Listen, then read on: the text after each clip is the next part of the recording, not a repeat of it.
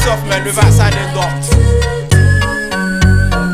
C'est simplement un chantage politique, parce que l'oligarchie veut faire croire au peuple que les riches sont indispensables.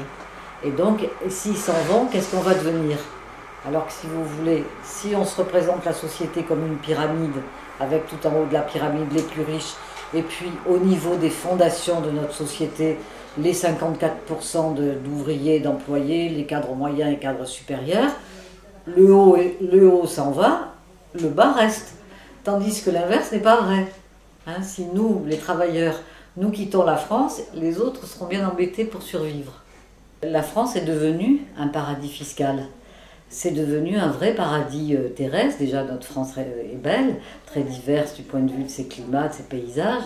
Mais de plus, aujourd'hui, nous avons en France la plus grande densité de millionnaires en dollars.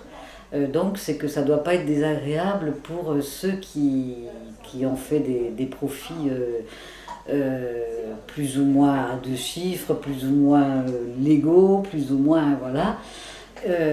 Ils sont bien en France parce qu'en effet la fiscalité est devenue très douce. C'est pour ça que le chantage à l'exil fiscal, moi, m'amuse plus qu'autre chose. Mais enfin, il n'en demeure pas moins qu'il est réel et que justement dans notre livre Le Président des riches, nous proposons, mon mari et moi, d'enlever la nationalité française à ceux qui refusent de remplir leur rôle de citoyen qui est inscrit dans notre Constitution.